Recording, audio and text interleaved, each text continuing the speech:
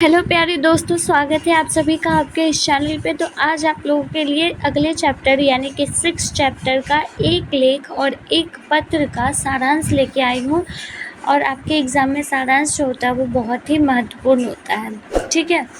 सारांश यानी कि छोटे शब्दों में आपको उस चैप्टर की पूरी थ्योरी बता देनी है, ठीक है, जितना भी उसमें मेन पॉइंट है। तो उससे पहले हम लेखक के बारे में जानेंगे। सारांश जानने से पहले लेखक के बारे में जानेंगे, क्योंकि आपके एग्ज़ाम में लेखक से बहुत सारे क्वेश्चन पूछे जाते हैं ऑब्जेक्टिव में, ठीक है।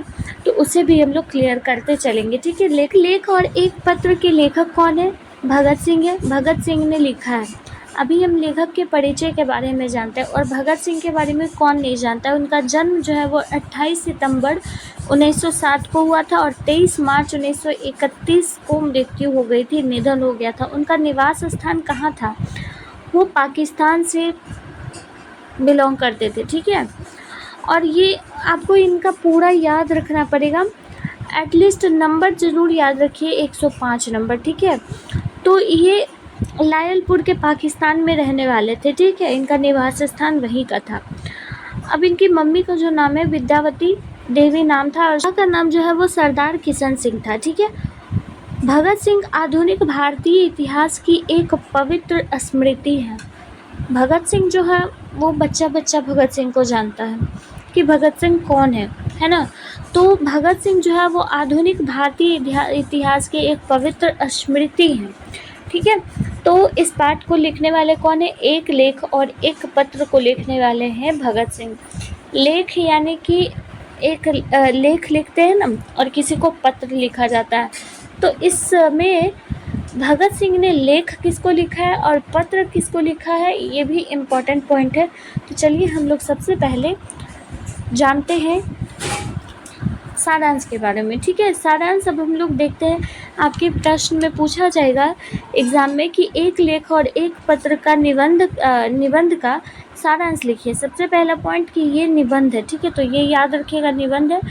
या तो केंद्रीय भाव पूछेगा, एक पत्र और एक लेख का केंद्रीय भाव क्या है, ये सब भी पूछता है। इस बात का बड़ा भारी शोर सुना जा रहा है कि पढ़ने वाले नौजवान यानी कि कौन, जो भी विद्यार्थी है, स्टूडेंट्स है, वो राजनीतिक यानी कि पॉलिटिक्स कामों में हिस्सा ना लें।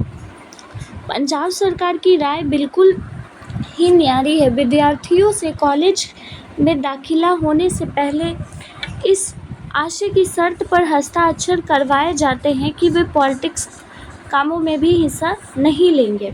आगे हमारा दुर्भाग्य कि लोगों की ओर से है चुनाव हुआ मनोहर, जो अब शिक्षा मंत्री है, स्कूल कॉलेजों के नाम एक सर्कुलर या परिपत्र भेजता है कि पढ़ने या पढ़ाने वाला पॉलिटिक्स में भाग नहीं लेगा, यानी कि पॉलिटिक्स में हिस्सा नहीं लेगा।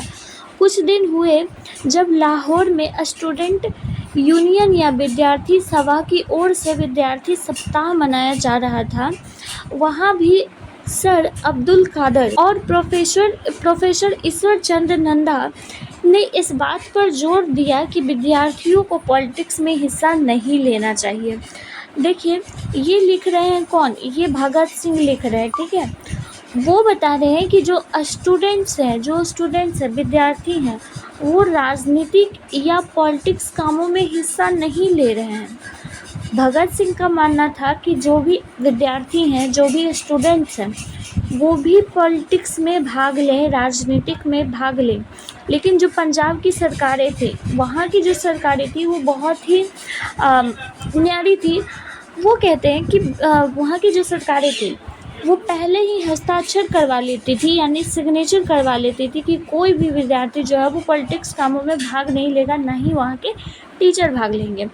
तो ये जो है शिक्षा मंत्री हैं, जो अब के शिक्षा मंत्री हैं, वहाँ के जो सर्कुलर परिपत्र भेजा करता था, वो पढ़ने या पढ़ाने वाले पॉलिटिक्स में भाग नहीं लेंगे। पंजाब की सरकारें थी।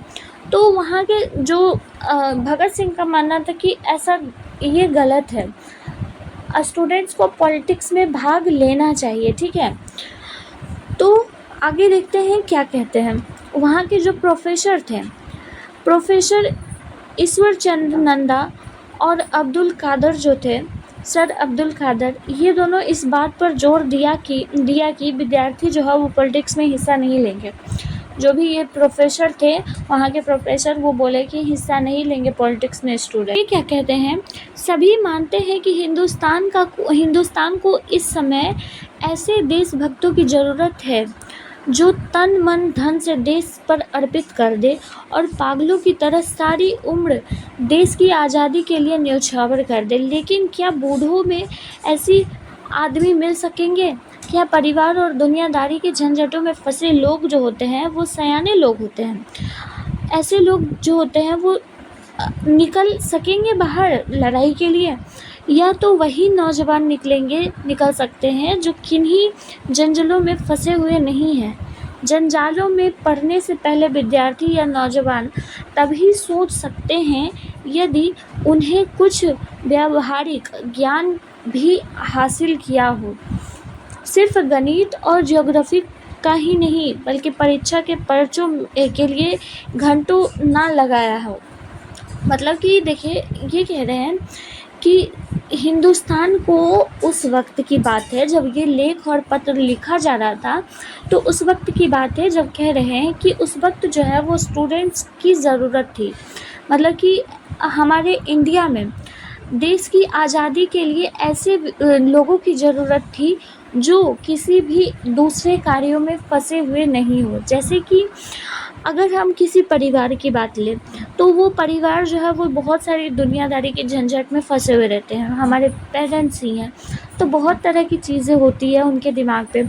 कोई एक आदमी जो है वो नहीं जा सकता है लड़ाई युद्ध पे, तो ये ऐसा कार्य कौन कर सकता है? सिर्फ नौजवान जो कि अभी किसी भी झंझट में नहीं पड़ा है, किसी भी चीज़ों में किसी प्रकार की जिम्मेदारियों में नहीं पड़ा है, तो वो जो स्टूडेंट्स है, वो नौजवान जो है वो युद्ध पे जा सकते हैं। ऐसा जो है वो भगत सिंह कहते हैं। ठीक है, क्या फ़र्क पड़ता है सिर्फ मैथ, जियोग्राफी, फिज़िक्स ये सब पढ़ के थोड़े ही ना आप युद्ध पे लड़ाई करने के लिए जा पाओगे। आपको जो है वो पॉलिटिक्स में हिस्सा लोगे तभी युद्ध पे लड़ाई करने के लिए अच्छे तरीके से प्रिपेयर होके जाओगे और हमारे देश की जो है वो आज़ादी के लिए न्यौछावर कर पाओगे अपना जो भी तन मन जीवन है। मतलब कि इनका कहना था कि अगर स्टूडेंट्स वहाँ जाएंगे तो अपना पूरा जीवन वहीं हिंदुस्तान की सेवा में न्यौछावर कर देंगे। ठीक है, आगे देखिए क्या कहते हैं। क्या इंग्लैंड के सभी विद्यार्थियों का कॉलेज छोड़कर जर्मनी के खिलाफ लड़ने के लिए निकल पड़ना पॉलिटिक्स नहीं था?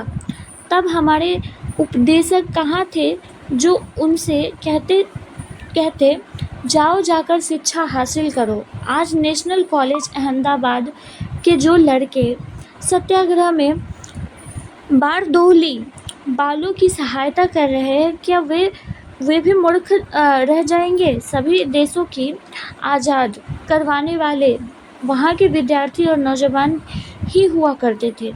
क्या हिंदुस्तान के नौजवान अलग अलग रहकर अपना और अपने देश का अस्तित्व बचा पाएंगे? नौजवान 1919 में विद्यार्थियों पर किए गए अत्याचार भूल भी नहीं सकते हैं।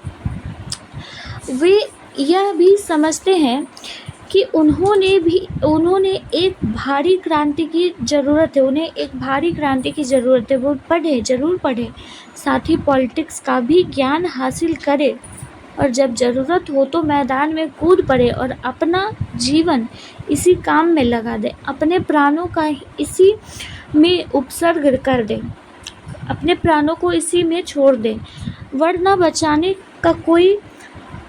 का कोई उपाय नज़र नहीं आता। देखिए, ये कह रहे हैं कि जो इंग्लैंड में लड़ाई हुई थी, युद्ध हुई थी, तो विद्यार्थी जो थे वो कॉलेज छोड़ के जर्मनी के खिलाफ लड़ने के लिए गए थे। इंग्लैंड में लड़ाई हुई थी तो स्टूडेंट्स ही लड़ने के लिए गए थे। तो ये कहते हैं कि जो वहाँ पे स्टूडेंट्स लड़ाई करने के लिए गए थे, क्या वो मूर्ख थे जो वो लड़ाई करने के लिए गए थे?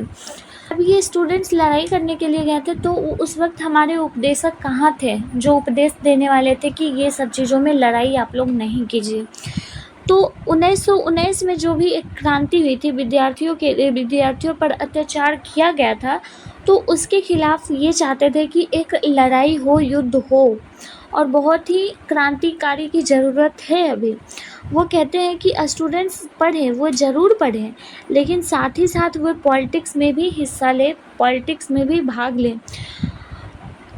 ज़रूरत जब पड़े तो वो पॉलिटिक्स पढ़ ही रहे हैं, लेकिन जब ज़रूरत पड़े, देश की ज़रूरत पड़े, तो वो मैदान में भी कूद पड़े और युद्ध के भीषण लड़ाई में भी समर्पित कर दे अपने हिंदुस्तान के लिए, अपनी देश की सेवा के लिए वो अपना जो भी प्राण है वो न्यौछावर कर दें। ठीक है, तो ये उनका मानना था, भगत सिंह का यही मानना था। और ये जो है वो जेल में बैठे बैठे एक स्टूडेंट्स को लेख लिखते हैं और अपने एक दोस्त को ये पत्र लिखते हैं। ठीक है, तो आई होप कि आप लोगों को ये स्टोरी समझ आ गया होगा, और इससे जुड़ी जितने भी ऑब्जेक्टिव प्रश्न होंगे, जो भी सवाल बनेंगे, वो हम आपको करवाएंगे।